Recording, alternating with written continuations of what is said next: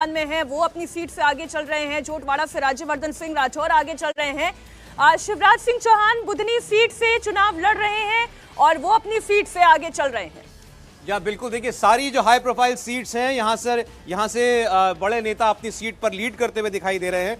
वसुंधरा राजे आगे चल रही हैं, गहलोत आगे चल रहे हैं, दिया कुमारी जो सांसद हैं और विद्याधर नगर से राजस्थान से चुनाव लड़ रही हैं वो आगे चल रही हैं। छत्तीसगढ़ में भूपेश बघेल और रमन सिंह दोनों ही लीड करते हुए दिखाई दे रहे हैं। सचिन पायलट राजस्थान के टोंक से अपनी सीट पर लीड कर रहे हैं। वो दिमनी से नरेंद्र सिंह तोमर केंद्रीय मंत्री वो आगे चल रहे हैं। जोटवाड़ा से राज्यवर्धन राठौर सांसद हैं राजस्थान से, वो इस वक्त लीड कर रहे हैं। सतना से गणेश सिंह जो सांसद हैं वो इस वक्त लीड करते हुए दिखाई दे रहे हैं। एमपी से दो बड़े नेताओं के बेटे जयवर्धन सिंह, दिग्विजय सिंह के बेटे और अर्जुन सिंह के बेटे अजय सिंह, ये दोनों भी अपनी सीट से लीड करते हुए दिखाई दे रहे हैं। 27 रुझान मध्य प्रदेश से आ चुके हैं। 15 भाजपा के खाते में, कांग्रेस पार्टी के खाते में 12 और राजस्थान से 20। ज्यादा अंतर नहीं है, बीजेपी 9 और कांग्रेस पार्टी 10। ये ट्रेंड इस वक्त दिखाई दे रहा है। क्या कहेंगे हर्षवर्धन जी?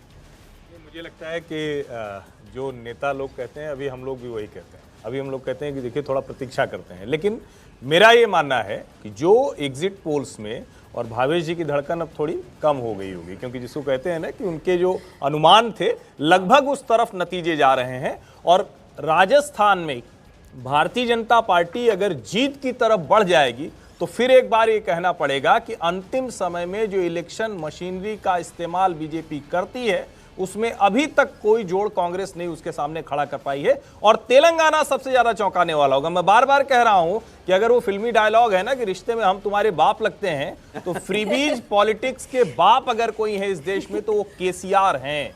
मुस्लिम अपीजमेंट के अगर कोई बाप हैं तो वो केसीआर हैं। राहुल गांधी को पूरा श्रेय मैं दूंगा अगर तेलंगाना जीतेंगे, लेकिन अगर नहीं जीत पाए तो ये मानना पड़ेगा कि केसीआर का जादू भी चल रहा है। देखिए ना, आप तेलंगाना की बात कर रहे हैं और टैली यहाँ पर फिर बदल गई है।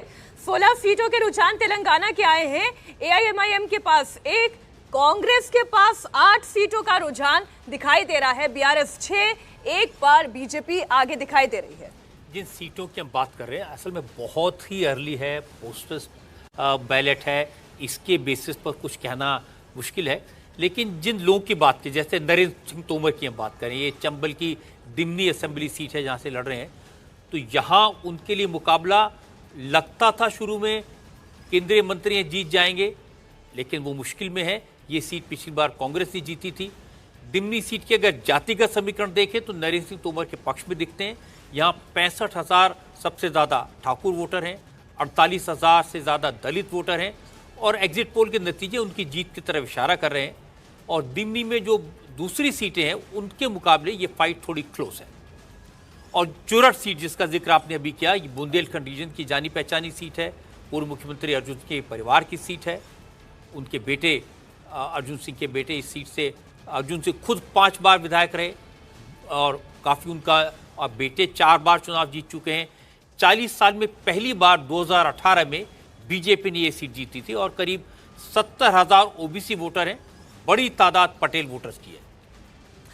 एक बार जी राजस्थान की मैं बात कर लेती हूँ, क्योंकि राजस्थान में सौरभ आप देख रहे हैं जो टैली है 14-14, थोड़ी देर पहले ये 10-10 की थी। एक अन्य के पास वहां पर कुछ बहुत ज्यादा बदला नहीं है, लेकिन सज्जन जी ये देखिए बोलते बोलते में टैली बदल गई, कांग्रेस एक पर आ गई। इतना क्लोज कॉन्टेस्ट राजस्थान का। उसका कारण यह है कि देखिए बीजेपी कितनी भी कमजोर है तो उसका कोर वोटर बड़ा होता है और कांग्रेस का कोर वोटर कम है, लेकिन बावजूद इसके बराबर है। इसका मतलब है बीजेपी की जो सांगठनिक ताकत जानी चाहिए थी, नेतृत्व का सवाल जो था, और गहलोत ने जिस तरीके से पिछले 1 साल में काफ़ी महंगाई राहत जैसी स्कीम्स लाई और स्विंग वोटर को साधा, तो ये बहुत बड़ी बात है कांग्रेस के लिए कि बीजेपी जिसका कोर वोटर बहुत बड़ा है और संगठन कांग्रेस से मजबूत है, फिर भी कांग्रेस उसके करीब है। ये अपने आप में एक बहुत बड़ी उपलब्धि कांग्रेस के लिए और खासकर गहलोत साहब के लिए। और ये जान के चलिए कांग्रेस का राजस्थान में अगर विक्ट्री होता है तो पार्टी कहीं नहीं है, केवल एक चेहरा है, वो गहलोत है। सवाई माधोपुर से किरोड़ी लाल मीणा है, वो उम्मीदवार हैं, वो भी आगे चल रहे हैं।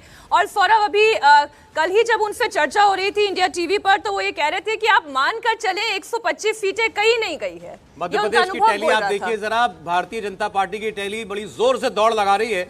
32 सीटों पर इस वक्त बीजेपी आगे चल रही है, पोस्टल बैलेट्स में ही सही, लेकिन गैप आप देखिए काफी बढ़ता जा रहा है बीजेपी और कांग्रेस के बीच में। 32 पर भारतीय जनता पार्टी आगे और 19 पर कांग्रेस पार्टी लीड करती हुई दिखाई दे रही है। 230 में से 51 सीटों के ट्रेंड्स जो हैं वो इस वक्त हमारे पास हैं। राजस्थान में मुकाबला कड़ा है, नजदीकी है, ये सब तमाम लोग कह रहे थे, वो अभी शुरुआती ट्रेंड्स में दिखाई दे रहा है। 17 बीजेपी, 18 कांग्रेस पार्टी, ये साफ दिख रहा है। और अगर आप छत्तीसगढ़ में देखें तो कांग्रेस पार्टी आगे दिख रही है, 13 पर आगे, 13 सीटों पर आगे, और बीजेपी 9 सीटों पर लीड कर रही है। अन्य के खाते में एक अभी जो है ट्रेंड वो मार्क हुआ है। और तेलंगाना में आप देखें कांग्रेस पार्टी अब आगे निकल गई है 14 पर, बीआरएस 9 पर, बीजेपी 1 पर। यह भी जो सर्वे कह रहे थे उसी और बढ़ता हुआ जो है ये रुझान दिखाई दे रहा है ट्रेंड्स का अभी तक। राघवन, एक लहर की बात जहां तक हो रही है पोस्टल बैलेट में, अगर हम देखें तो बहुत ज़्यादा क्लोज टैली नज़र आ रही है, लेकिन जिस तरह से ग्राउंड में ये रियलिटी देखने को मिली थी सौरभ, जिस तरह से कांग्रेस के पक्ष में वहां पर रूरल एरियाज में लगातार इस बात पर जोर दे रहा हूं,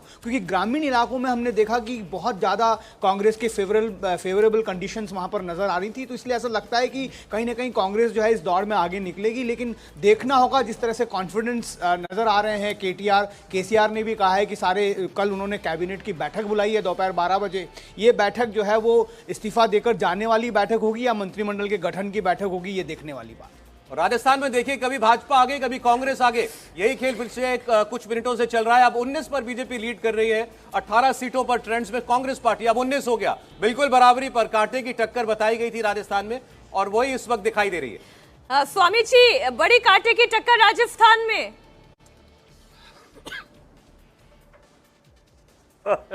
हाँ, हमारा ननिहाल है उधर, और हमको भी सूचनाएं तो मिलती रहती थी, लेकिन आजकल हम थोड़े से कम बोलते हैं राजनीति के बारे में, क्योंकि ये जो वोट तंत्र है, लोकतंत्र है, उसको इंडिया टीवी ने एक तो बहुत अच्छा प्रेजेंटेशन लगा।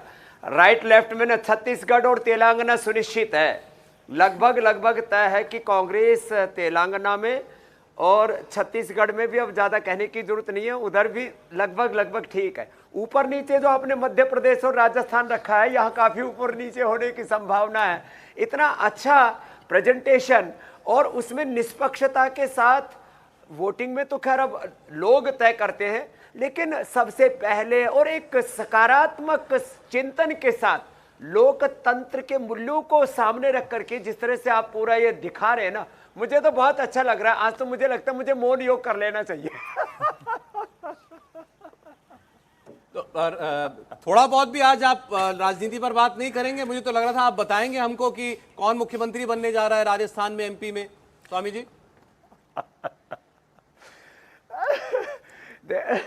अभी देखो, यद्यपि ये पोस्टर